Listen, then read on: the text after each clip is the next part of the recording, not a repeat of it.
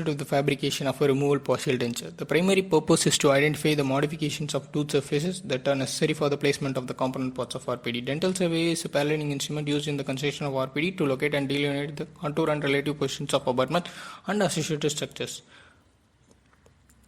Coming to the types of dental surveyors, usually there are two types of dental surveyors. First is an electronic surveyor.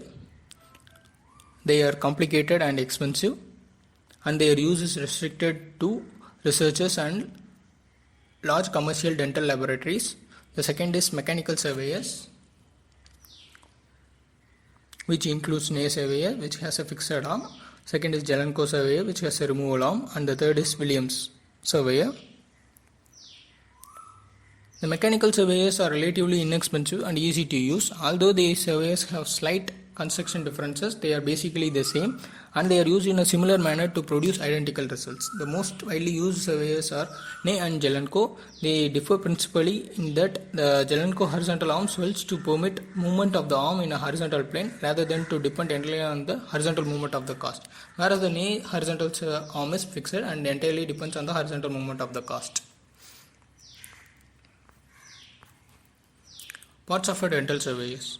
First is a platform on which the surveyor table moves. Second is vertical arm, which is attached to the platform at one end and supports the horizontal arm on the other end. Third is horizontal arm, from which the vertical spindle is suspended. Fourth is vertical spindle. It moves vertically upward and downward at right angles to the platform, and it can be fixed at desired height by the tightening screw. The lower end of the spindle contains a tool holder.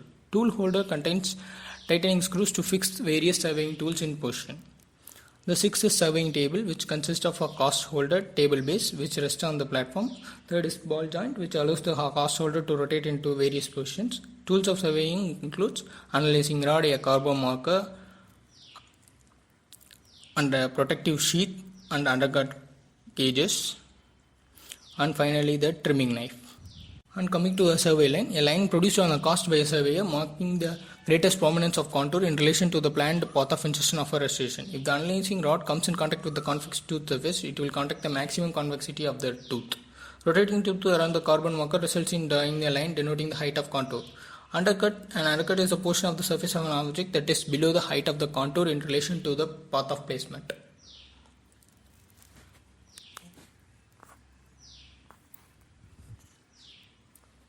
An undercut is a part of a tooth or a cast surface cervical to the survey line, that is the height of the contour at the selected path of insertion of the denture. If the tilt of the cast is changed, then the depth of the undercut will also change. The types of undercuts: there are two types of undercut. One is desirable undercuts, which are used for retaining the posterior denture against the dislodging forces, usually by retentive flexible arm cast.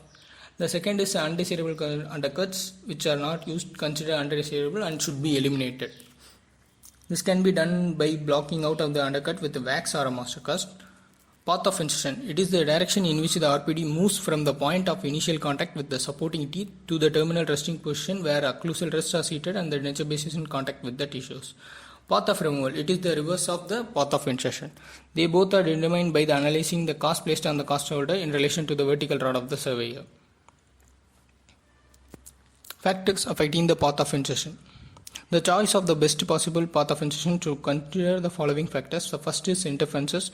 The process must be designed to be inserted and removed without encountering tooth or tissue interferences. Such interferences should be avoided by changing the path of insertion, contouring the tooth surface, which is reshaping or crowning. Surgery to remove interfering structures such as bony exostosis, tori or undercuts.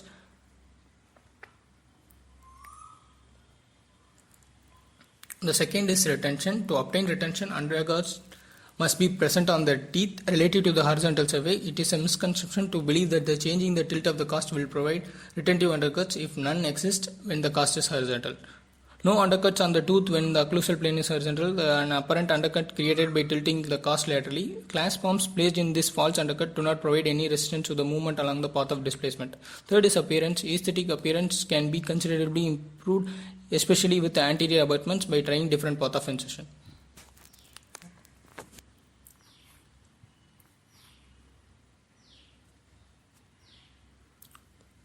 Coming to the guiding planes, two or more parallel axial surfaces on the abutment teeth which can be used to limit the path of insertion and improve the stability of removal processes. Guide surfaces may occur naturally on teeth but more commonly need to be prepared. The functions of guiding planes are: it provides the one path of insertion and removal of the processes.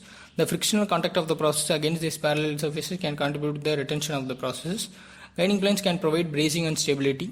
The amount of wax blockout, thus eliminating food accumulation. The final is health of the teeth used as an abutment.